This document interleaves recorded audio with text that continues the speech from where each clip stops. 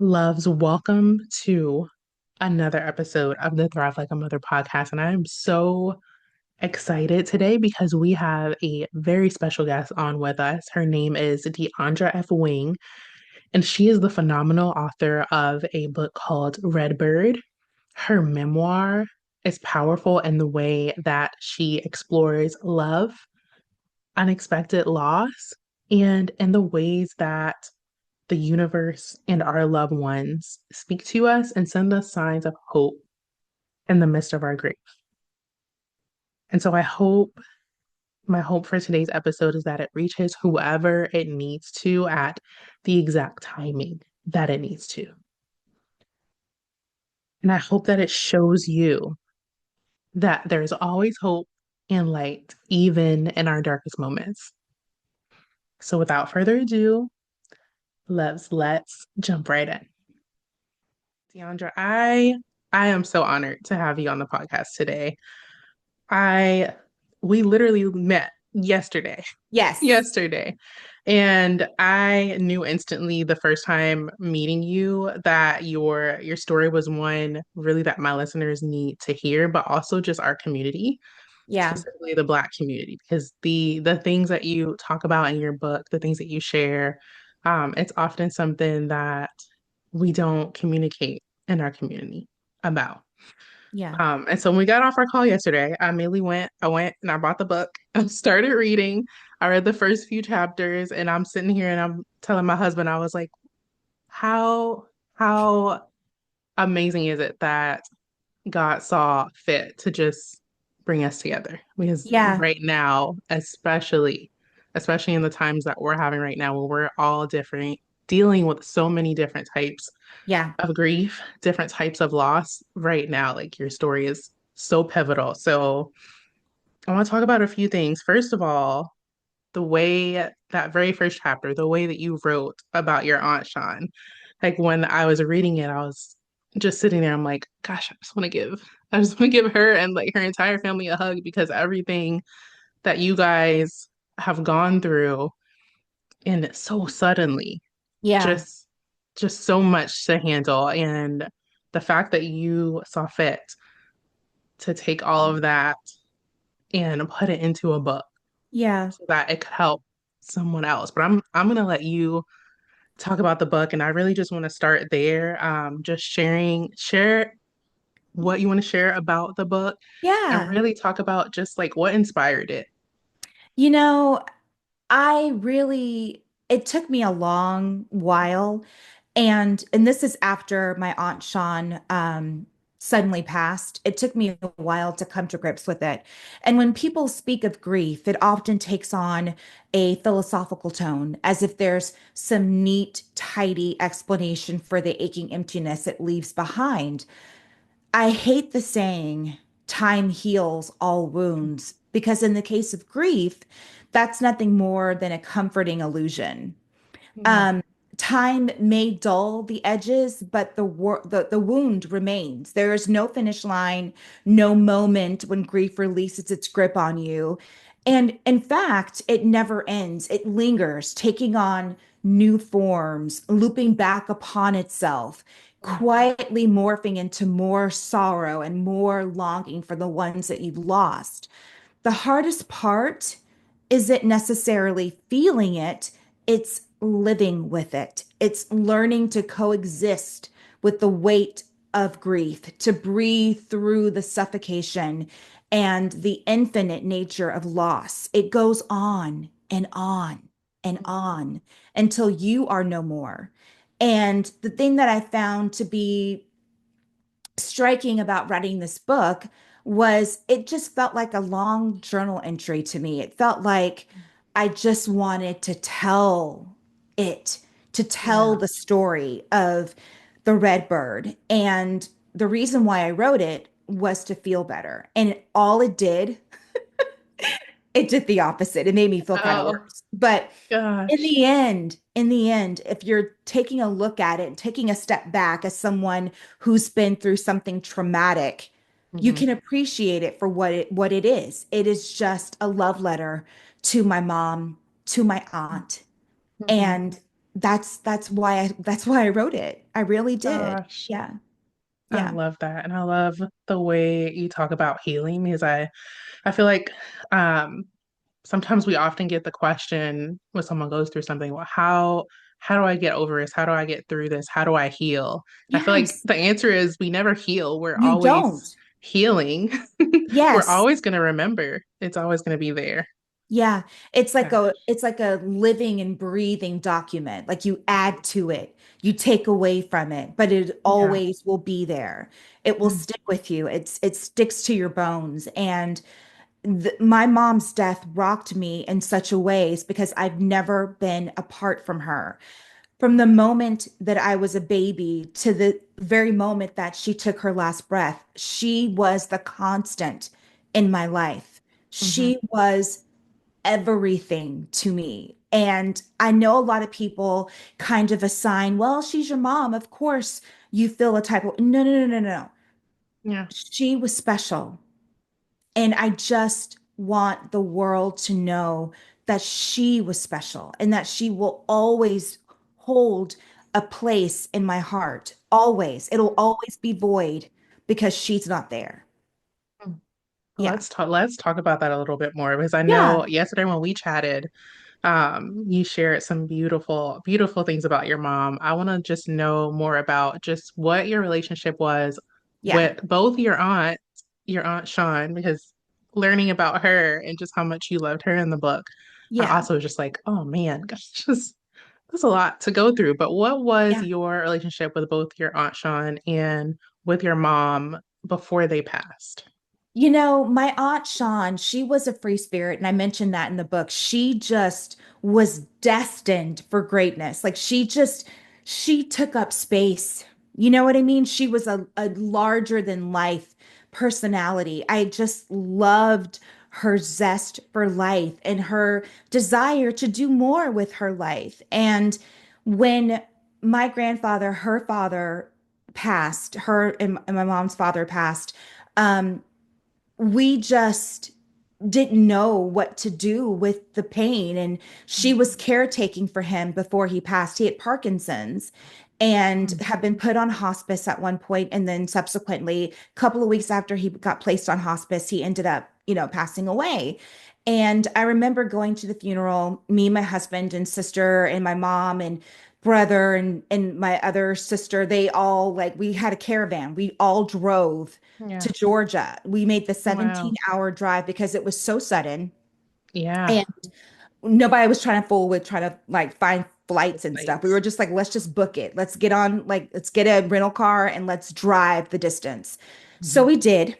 And, you know, my Aunt Shawn, as his caretaker, my papa, she really took one on the chin. Like she left her life in North Carolina, moved back to Albany, Georgia, where he lived, and just became his full-time caregiver.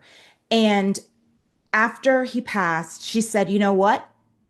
I'm leaving and Mhm. I'm going and I'm going to do Yeah. great things and I'm going to Gambia and I'm going to do all this and do all that." And of course, all of us were just like, "Are you sure? You don't know Yeah. anybody there? Like, Oof. is that something you really want to do?" But she really, really wanted to do it. She Mhm. had the kind of stick to itness kind of attitude that whenever she set her mind to do something, she did it and then some.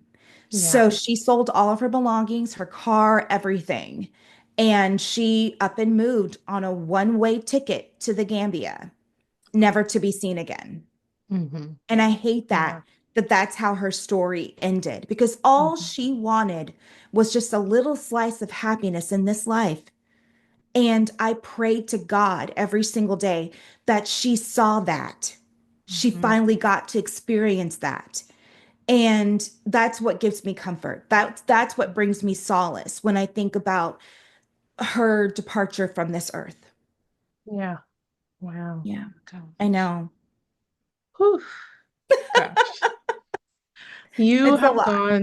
You have gone through so much and you've talked already about the book being basically the journal that you needed, Yeah. your way Yeah. to cope. Can you talk about any other ways that helped you during those moments, especially with the writing of the book? Like you said, you got to the end and it Hmm. wasn't what you expected. What helped you move through those dark moments? You know, I gotta say my siblings. I've got Mm. three siblings, one twin sister, one older sister, and one older brother.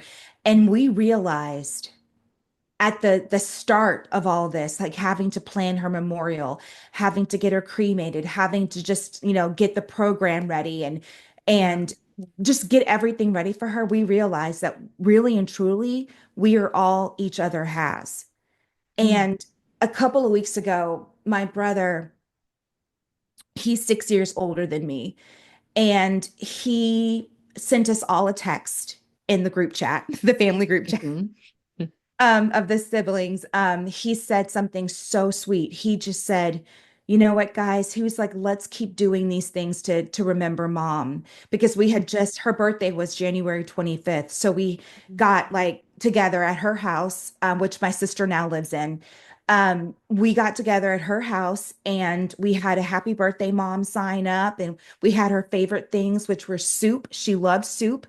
And I we had love it. salad, and we had her favorite drink, the margarita, Hmm. and we got her her favorite lemon cake, and we just Yeah. celebrated her. We celebrated her. And Yeah. he just said, we have to keep doing that because y'all, we are all we have. Hmm. We are it. You guys are my people. And it was just such a sweet, sweet moment. Even though it was a text, it wasn't a phone call or a group call. It just was a simple text. Yeah. And I now know how and why my mom was so adamant that we had a tight relationship, that we were all close. It's because she did not have that with her family. And they were excommunicated from, like, her and Shawn were Mm. excommunicated from their other three sisters. Mm. And that's a whole other story. But Oh, yeah, I know it's a yeah, lot. that's close to home. It's I close to know home it for does for me. you, but what we talked about yesterday, yes, Hmm. yes. So, it's a lot of just having to do a lot of deep introspection. That's what helped me through it. I was like, what am I feeling? Trying to do the breath work, trying Yeah. to do the work of getting through this is what got me going, really and truly. Yeah. But I quit my job. Hmm. I could not function. I could not. And I was like, how dare corporate America get a fucking sorry, five You are day fine. a 5 day grief, like that Yeah, that's bereavement, not like enough. that is not enough. Mm-mm. Do you not know this woman was my life for all Hmm. of my life? She's the reason why I am here. Her DNA is a part of Hmm. my DNA. And you Yeah. don't just, it's not a light switch. You can't turn that off. So I quit and I felt good about it. You know, Gosh, I good for did. you. Yeah. Honestly, because Yeah. I feel like a lot of us, I mean, that is how it is, right? Right? We go through things and we're expected to start just showing up again Yes. like nothing happened. Like we're not still grieving, like we're not still processing. We just have to, Yes. okay, we turn it off. But you can't turn it off. No. That's not a thing. No. No. And I, I could kick myself for not realizing how this was going to affect me because I knew I had had a feeling that something was coming with my mom. And I Hmm. say that now in retrospect only because I made her, because she had recently retired from teaching. So I made her start this project with me, this book of her. Yes. And thank God I did, because now we have this book that with her words that I Hmm. gifted to all of my, siblings. And they were just like, why did you do this? How did you know? And I'm like, Oh, I don't know. It just, yeah. something hit me right after my aunt had passed. I'm like, we have got to hold each other so close. Hmm. And that's what I wanted to do. We started this writing project through this company called Storyworth. And Storyworth really, really helped me bring my mom's memories and her life to life. Like it was in a book and it's forever. And it was the best project that I could have done. We were about 3 questions away from finishing when she Oh, passed, but I still had the book printed. put Yeah. some pictures in there that she wanted me to put in there. And yeah, we did it. And I was I so love that. glad to give that gift to my brother and my sisters. I love that. I love that Yeah. you had the opportunity Me too. to take it because a Yeah. lot of us, even now myself, I'm thinking like, man, I really need to start Yeah. recording a lot of these stories that my mom is Oh my telling me God. now I because you never know. know. You I never know. wish, oh my God, Ebony, I wished that I had done that a lot sooner. I wish I could have had like a video capsule of her that I could just go back and laugh at, Yeah. But all that to say, it doesn't take away from the brilliance that was my Yeah. mom. Hmm. Even though she's no longer here, everything that I do is for her. It's in memory of her and my Aunt Shawn. Like Hmm. I tend to look at each day as like an adventure now. Whereas before I was just going through the motions, child, just Yeah. like doing whatever I had to do to just survive. But now it's Hmm. all about thriving. It's all about Yes. realizing that life is what you make it. And I have Exactly. this newfound just respect and appreciation for my lungs being able to provide breath, for my Mm. heart beating, just all these things, my blood pumping. I'm just so grateful to be here. Yes. Yeah. Oh, I love that. And let's talk about the red bird. Let's talk about the Yeah. cardinal Yes. because the symbolism of you realizing that there was this sign that showed up for you Yeah. and seeing that and it just giving you hope. You Yeah. share some of that with our listeners. When my mom, um, when we were grappling with my aunt's death, she said to me, she's okay. And I said, well, Mom, how do you know? And she Mm-hmm. was like, well, I was sitting out on, I was just putting some stuff in the back porch or something had happened where she had gone outside. And a red bird, just the cardinal just appeared like on like a ledge of a tree in her backyard.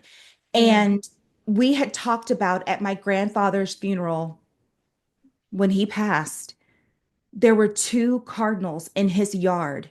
And my mom said at that point, oh, that's just they ain't nothing but granddaddy Mm-hmm. and grandma. That's them saying that they're together, they're happy, they're fine, Yeah. and you Oh. need to live. You need to live your life in Mhm. honor of me, before just because of me. Yeah. And that I don't know, in my mind, it clicked that that was going to be her way of showing up for us. Yeah. And true enough, the morning that my aunt we've got the news that she had died.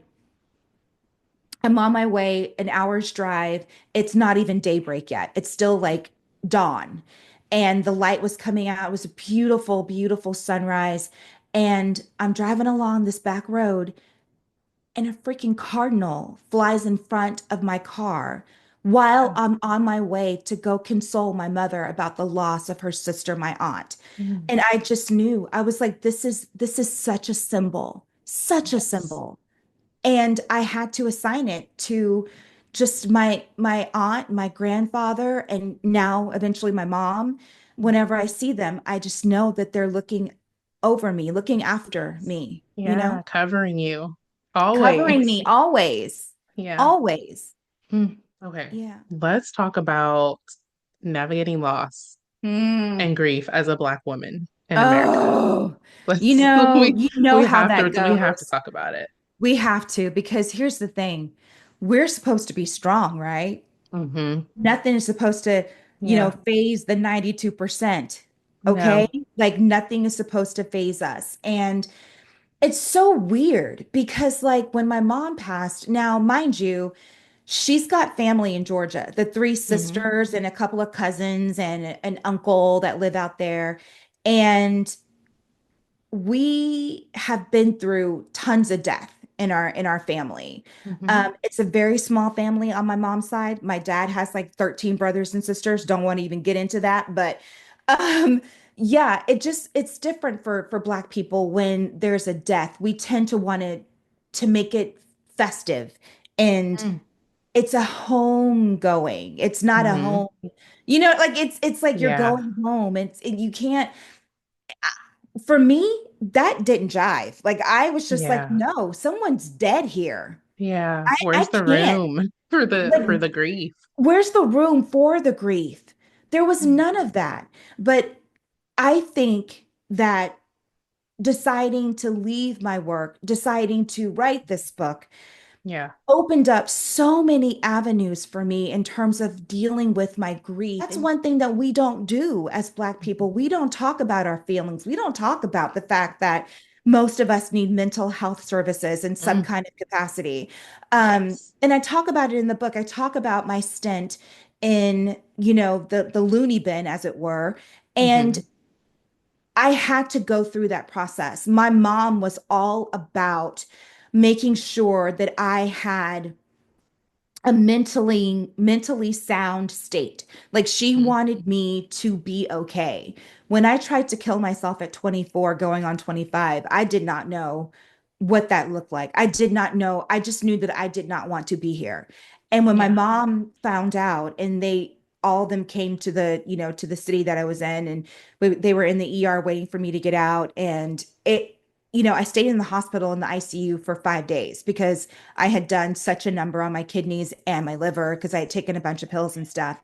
And my mom was the one who said, "You're not going home when you leave here. I'm having Mm. you admitted to this hospital because you need help. Wow. You need Oh, help." So if she hadn't told me, basically, she gave me no choice. yeah. She There's was no like, choice. "You're going and deal Oh, with it." And I oh, the power just, in that. such a gift because Yeah. I did not know what I needed to do to get Hmm. better, but she knew. And my mom hadn't ever been to a therapy session her entire life, but she Yeah. saw her child suffering. And Hmm. she was like, I need to do something and I need to do it now. My dad was completely against her admitting me to this facility. Yeah. But she was like, I don't give a damn. That is Yeah. my child and Yeah. she That's her baby. help. She needs Yeah. help. Oh, So she had power of attorney because I was single, unmarried at the time, 24, I'm a child. And yeah. I think at one point I was still on her insurance, so I was 26. So I was 26, but she basically controlled, everything, like Yeah. everything. And I thank God for that. Because if she hadn't been the kind of woman that was just like, this ain't it, Yeah. I would still be suffering mentally Oh, today. And that's the yeah. God's honest Wow. truth. Yeah. The power that your mom had to in that moment say, I'm making a Yeah. different choice, even though I've never gone through it, I know that my baby, my child needs help from somewhere else, help that I maybe can't give her. Hmm. That is so powerful for her to just So make that powerful. choice. Yeah. And it comes from just her knowing that I needed help that she couldn't provide. So she Yeah. wanted me to get it from someplace, Hmm. someplace helpful, someplace where um, I could be free to speak and talk about the things that were holding me back or making me Hmm. feel like I should not be here. She knew Yeah. it was bigger than her. And Hmm. that's one thing that most Black people don't realize. They don't Yeah. want to assign a mental health diagnosis for people that really probably need it. Like we Yeah. are bad at recognizing when, we as Black folks need that mental help. Hmm. So thank God for my Yeah. mom at that moment. Goodness. I know. Oh, Just amazing. it is amazing. Ooh, okay. I want Uh-oh. to I want to loop back around because we're Okay. talking about the Black community and the way that your mom showed up for you. You talking about the way that you and your siblings show up for each other, knowing Yes. that we can't do this thing called life alone. Like we just No, can't.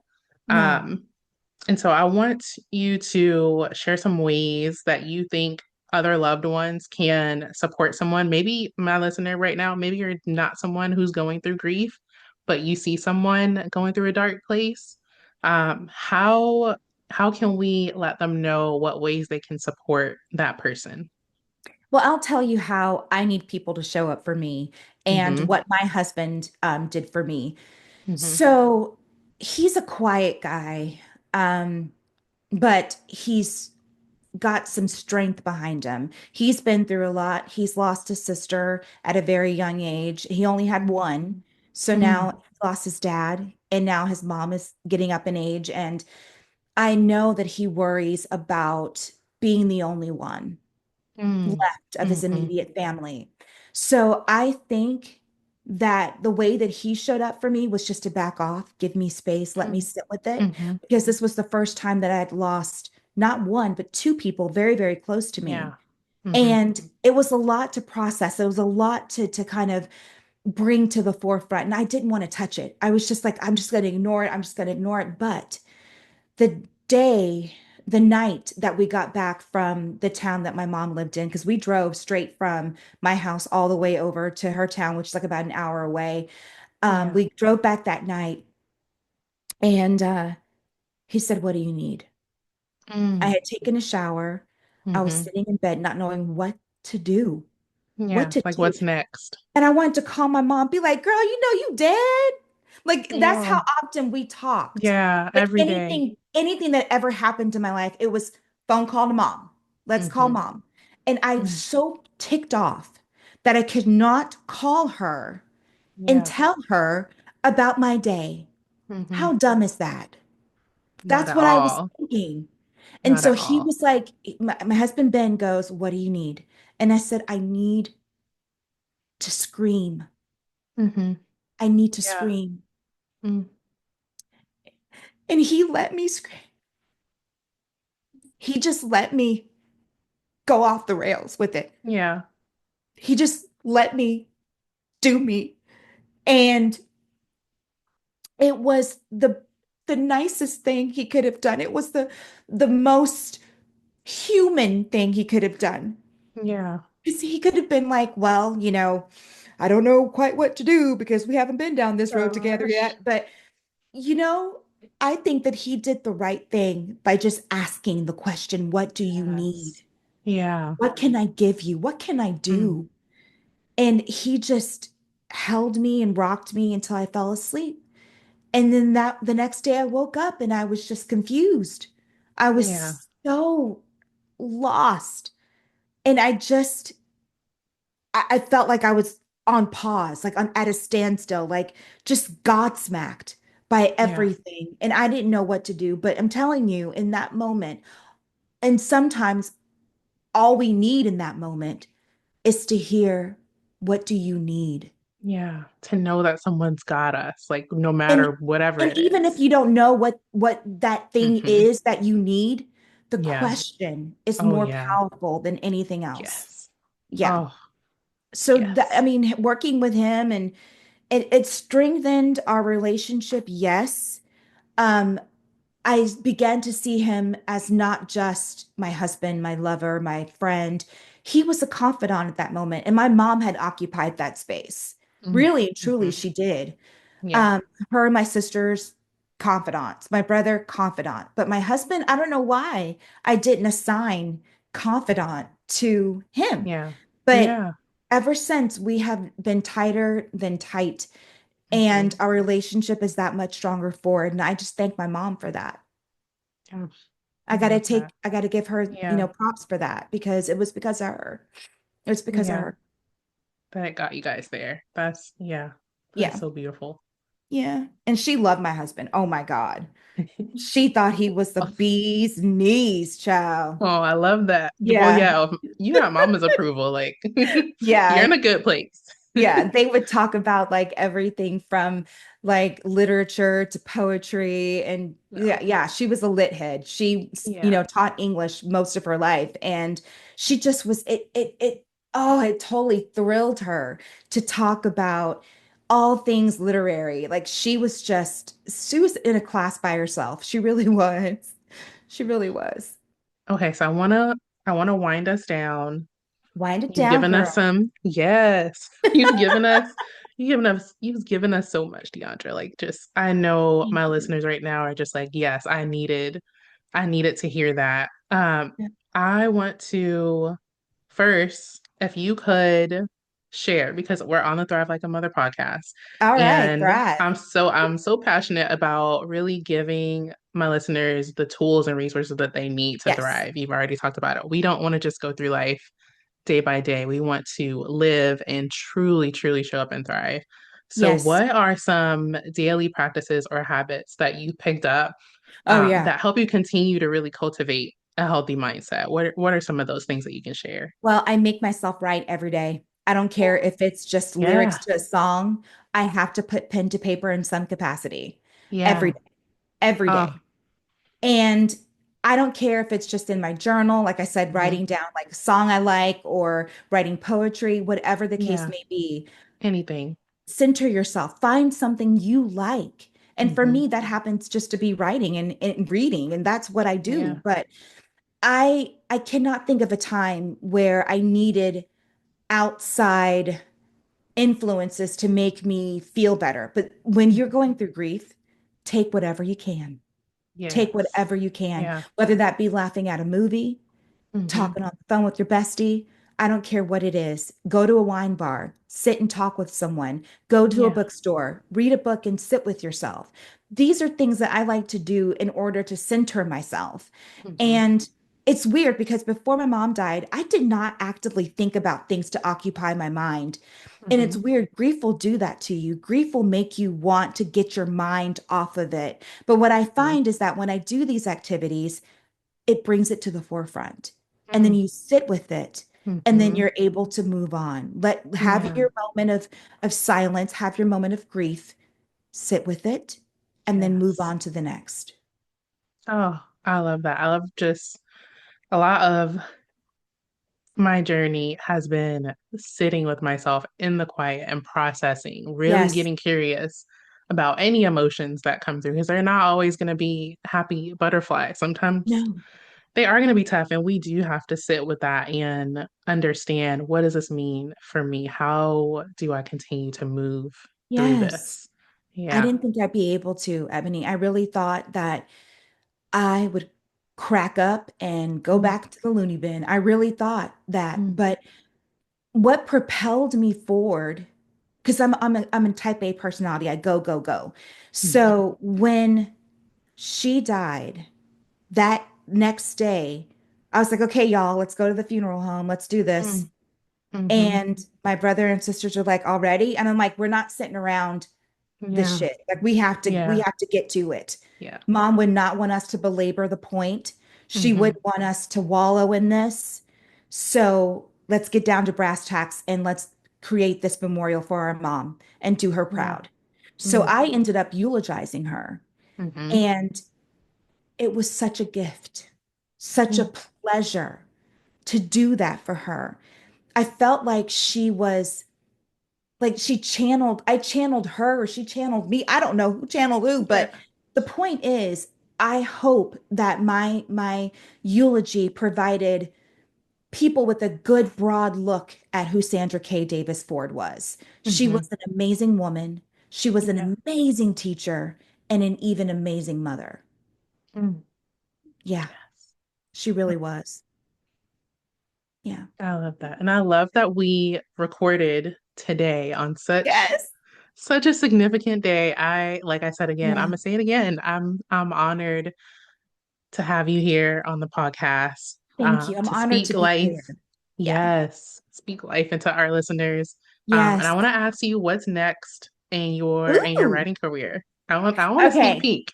Okay, cool, cool, cool, cool, cool. So, I'm in the process of creating or writing, if you will, a second edition or a sequel to Redbird that talks Okay. about what it is to live in the now after Mm, everything has happened to you that is traumatic, PTSD, hmm. it's real. But Yeah. I'm just going to revisit some of the things I didn't hit home on in the first novel. Hmm. The reason why it's so tiny and so short is because I wanted it to be easily digested. I Hmm. wanted it to be something that didn't feel cumbersome to read. It was just like taking a glance at someone's life for just a split second. And Yeah. that's what I wanted to accomplish. But this next edition will be a lot longer, and I'm going to develop the people that are in this book more so than I did with the likes of my Aunt Shawn and my mom and just me. So I want to talk about a lot of things that have happened to in my life, which is a lot, Mm-hmm. but I haven't yet scratched the surface. And I think that with the second edition or the sequel, that's what I'm going to do. I'm going to scratch every single surface. Yeah. Oh, Yes. I'm so excited. I I am cannot too. wait. And I start with this. Every time I'm going to write something, whether it be a poem or it's a short story or what have you, I always think of the title first. Mm. Isn't Mm-hmm. that crazy?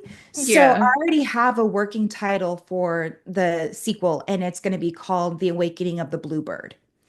Oh, And got bluebirds, chills. I know. Seriously got chills. Bluebirds are the not the antithesis of the redbird, but a kind of an Mm-hmm. extension of. Mm. So when you think of a redbird, you're thinking of, okay, angels are near. Mm-hmm. Um, I'm waiting for something positive to happen. But Yeah. the bluebird is actually a gift. The Mm. bluebird in sales, because I've been in sales for 22, 24 years, I think. Aging myself, but that's okay. So the bluebird in sales is when if somebody tells you, "Oh my God, how did you land that bluebird?" Mm-hmm. It's a deal that you didn't even know was there.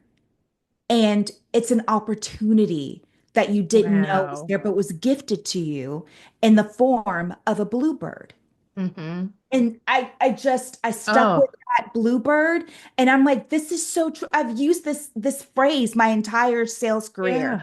Let me Mm-hmm. parlay that into my writing career. And it's going to be about the gift of life, the gift that is the power of thinking, the gift of talking to each other and understanding ourselves. That's what it's going to be about, and I cannot wait to finish this book. I mean, it's going to be so cathartic because it's going to talk about how I am the Deandra Ford wing of today Mm-hmm. versus last Yes. year when my mom died. Yes. Oh Yeah. gosh. I am excited. And I told you as soon as you said bluebird waken first of all, awakening of the bluebird, I got chills. I'm like, and I'm wearing long sleeves, y'all. So oh gosh. Just You thank are you. too Thank you much. so much. Oh my Well, God, you are a pleasure. where where Oh, can our listeners, where can they first of all find your book yes. and where can they continue to just follow along your journey and get ready for the sequel? Yes. So you can purchase the book Redbird by Deandra Ford Wing, me, on Amazon.com or BarnesandNoble.com Mhm. or BookPeople.com Mhm. or my Books by site. So it's books.by Mhm. slash Deandra hyphen Ford hyphen Wing. And that gives you an author biography, gives you everything that Yes. I've written. And it's Love a it. really cool site to visit if you're really a reader, like a lot of us are. Yes. And Yeah. I'll make sure to keep all of these links in the show notes too, so people can just, they can tap and they can Yes. find you. Yes, ma'am. Oh, I love that. Ebony, you are just a yes. treat. Thank Oh, you. thank you. Thank you. Thank you to you for just being here. Just, Of course. It's such a so excited. pleasure. It really is. And talking to you on this day, Mm, the 1 year anniversary of my mom's death is such a blessing because I didn't mm-hmm, know how I was going to get through the day. I mm-hmm. didn't. Yeah. And having Oh, something to look forward to, such as this podcast, mhm. really, really helped me today. So thank Oh, you. you're Thank you welcome. from the You're bottom of welcome. my heart. Yes. You're welcome. All Thank you. right.